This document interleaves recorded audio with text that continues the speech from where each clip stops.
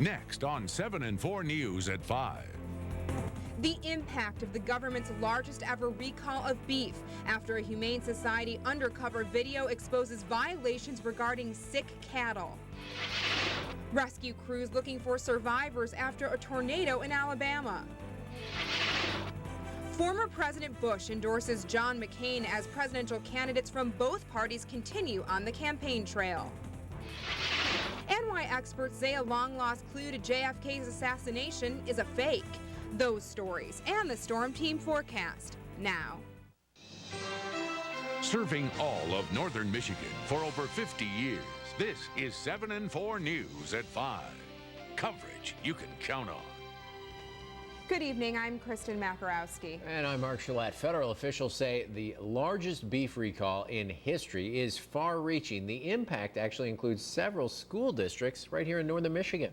Today, school districts across the state, including here in Manistee and Traverse City area public schools, are taking extra precautions to make sure the food they serve is safe.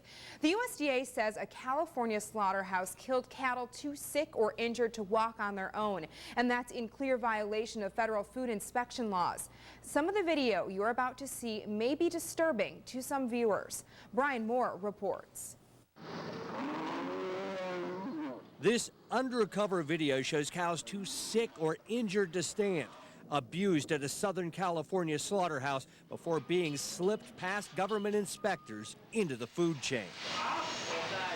It provoked outrage and the historic recall of 143 million pounds of beef produced over a 2-year period. The vast majority of it obviously has already been consumed, but the government said something had to be done because of the egregious violations by employees at the Westland Hallmark Meat Company. It's hard to believe that this kind of handling of animals happens anywhere in the United States, much less at a federal slaughter establishment. Westland Hallmark provided beef for fast food chains and the federal school lunch program. Officials say it is unlikely the remaining beef is tainted and no illnesses have been reported. But it wasn't properly inspected and therefore is unfit for human consumption. A lot of ground beef is going to go to waste because of some poor judgment by some folks at a company in California. Now local authorities are scrambling to find the remaining beef and to ease fears. The cattle industry calls this an aberration. There are a number of interlocking safeguards in place that make sure our beef is safe when it comes to our homes. But critics say it also raises concerns about government inspections. Food safety laws today are 100 years old, and clearly they're not doing the job that consumers expect. A historic recall and new questions about a weak link in the food chain that took 2 years to find. Brian Moore, NBC News, Washington. Critics say this is a red flag for the nation's food inspection system and proof Congress needs to toughen the laws. Well, rescue crews are going door to door in search efforts today after more than 200 homes were destroyed by a tornado in Alabama. Yesterday's storm left nearly 30 people hurt. Look at this video. The same storm system actually caused damage in parts of Florida and Georgia. Thousands still without power at this hour as communities try to pick up the pieces left behind. Well, an explosion at an oil refinery in Texas leaves at least one person injured. Buildings shook for miles away. Black smoke filled the air when the refinery exploded in Big Spring, Texas. The refinery, owned by Dallas-based Allen USA, employs about 170 people, produces 70,000 barrels a day. Big Spring is about halfway between Dallas and El Paso. Hundreds are mourning one of the suburban Chicago victims of the Northern Illinois University shootings. Pink ribbons and roses are plentiful at the funeral of Catalina Garcia, the first of 5 students to be laid to rest after last week's shooting rampage. The sophomore was studying to be a teacher. 5 people were killed at Northern Illinois University last week. The gunman, Stephen Kazmerchik, turned the gun on himself after that rampage. Police have now confirmed that a body found in a field in Reno, Nevada Friday is that of a missing college student that was missing for nearly a month. 19-year-old Brianna Dennison vanished from a friend's home on January 20th. Her body was found about 8 miles from the house where she was last seen. An autopsy has determined that she died of strangulation. Police believe her body was in the field for at least a week. On the race for the White House the day before the primaries in Wisconsin and Hawaii, John McCain got the endorsement of former President George W. Bush. But questions are still being asked about the role that current President Bush will play in the Republican campaign. Steve Handelsman reports. The 41st president, George H.W. Bush, endorsed McCain today in Houston. No one is better prepared to lead our nation at these trying times than Senator John McCain. War heroes, McCain and Bush have a lot in common. One is that we were both naval aviators, and the other is that we were both shot down. They're also both the targets of conservative criticism. Bush said, "Read my lips, no new taxes," but he raised some. McCain promises no tax hikes, and Bush 41 believes him. A sound conservative record. Bush 43 is in Africa today. Aides say McCain plans to use President Bush to vouch for McCain's conservatism, but not to have them campaign much together. Because of Iraq, the unpopular war has dragged down Bush's approval, but not with McCain. But I am proud of this president's strategy in Iraq. It is succeeding. Democrat Hillary Clinton is promising the start of troop pullouts in 60 days. By ending the war in Iraq in the right way, the responsible way, as quickly as possible. Barack Obama today admits he shared speech lines with his friend, Massachusetts Governor Deval Patrick.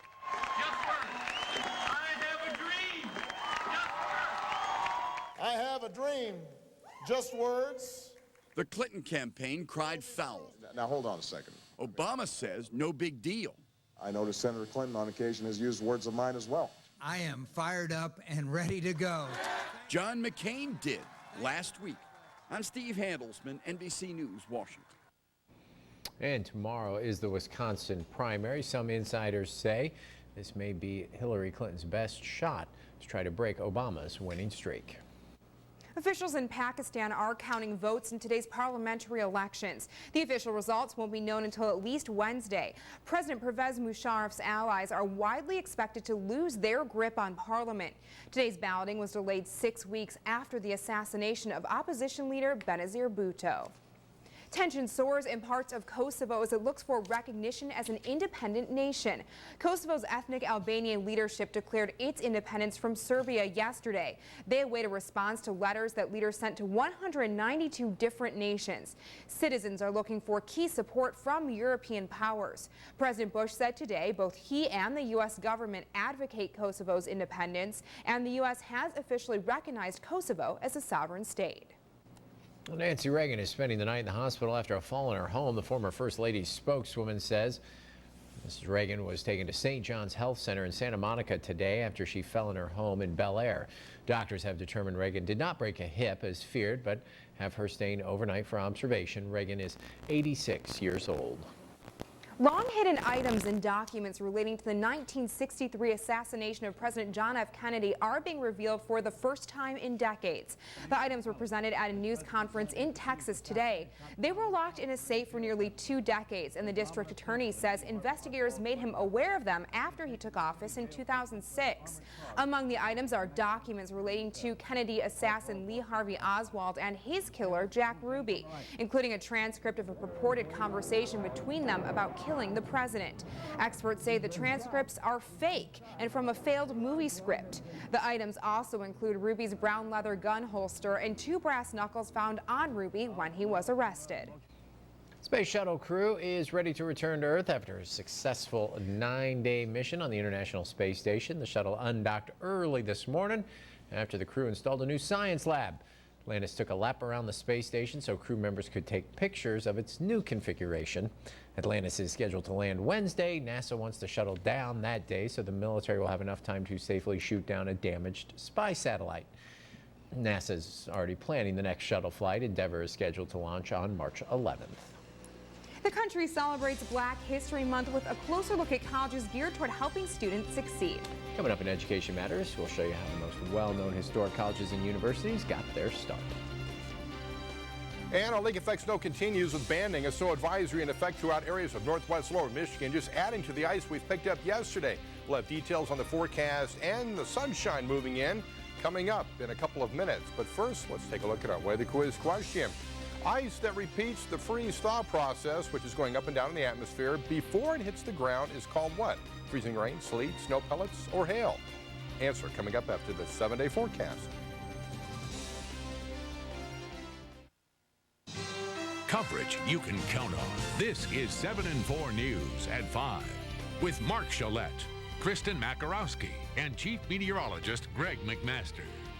7 and 4 News. Coverage you can count on. 7 and 4 weather cams are brought to you by Travers Motors, Northern Michigan's 5-star import center. The Fish and Game Report is sponsored by Petoskey Turf and Tractor. Heading into Tuesday, February 19th, our fishing game forecast stepping up, looking pretty good at 5 in the afternoon, but really good at 11:30 tomorrow night. It looks like midnight, not looking that bad either. Well, snow reducing visibility across areas of northwest lower Michigan. Lake effect snow advisory in effect, downgraded from a snow warning earlier this afternoon.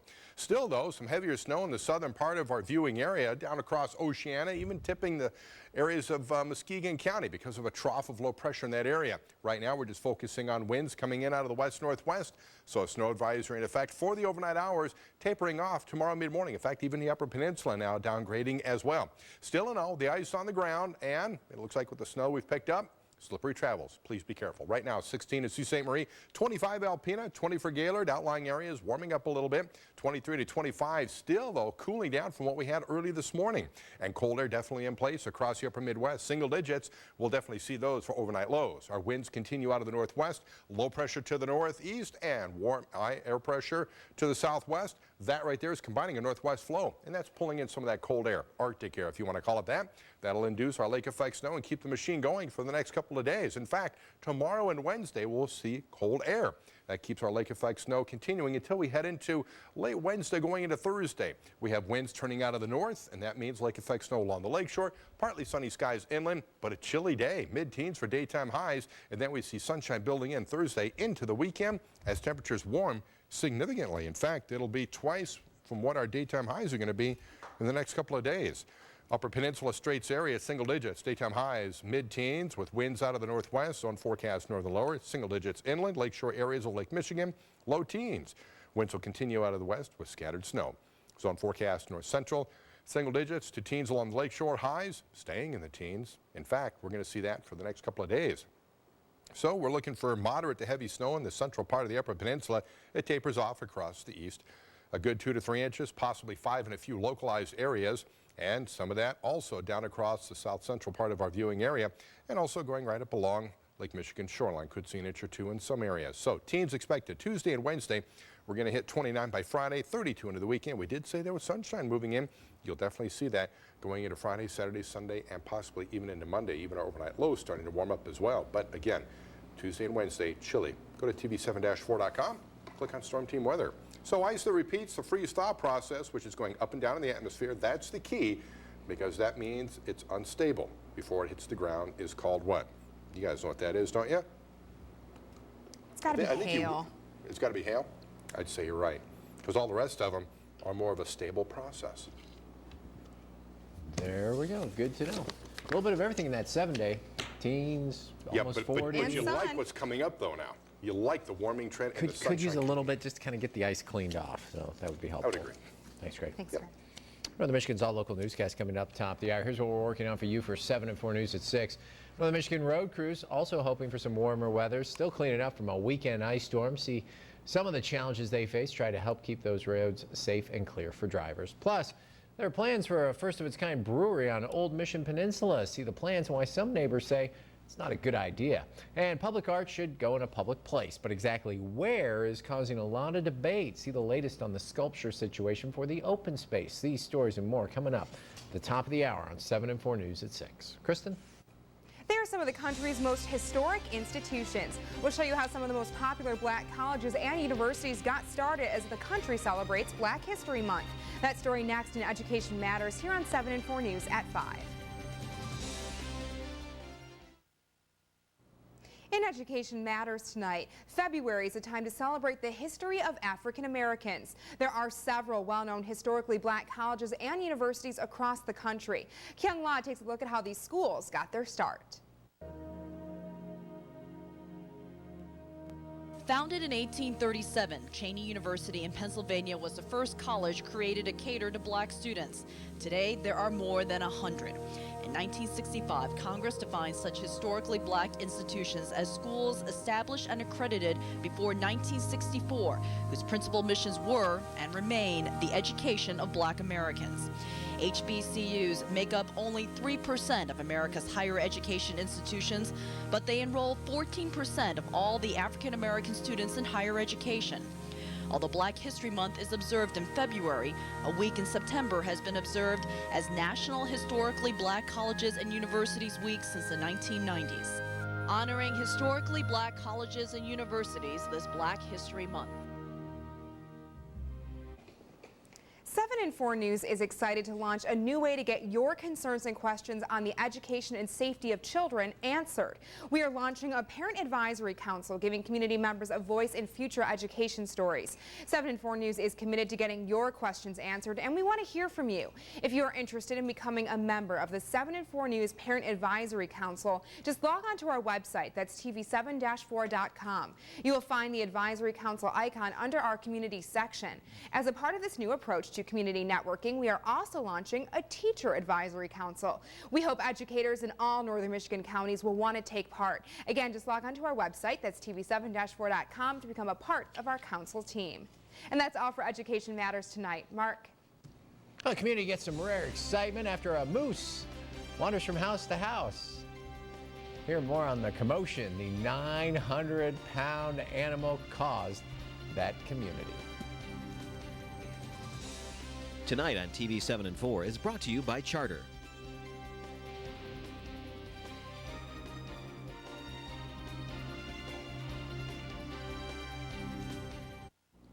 All right, a moose causes quite the commotion in a Utah community. Crews had to chase down the 900-pound moose after it wandered into a Salt Lake City neighborhood. Wildlife officials believe the animal had come down from the snow-covered mountains looking for food, and it was seen wandering from house to house. Smart one, checking to see who's home, who's not. Officials were able to capture the moose, and they say they will release him back into the wild, perhaps a little further away from town. I wonder if it was worth it, if you found anything. Yeah, at least found Nice the way try. to town, yeah. Thanks for joining us here on 7 and 4 News at 5. 7 and 4 News at 6 is next.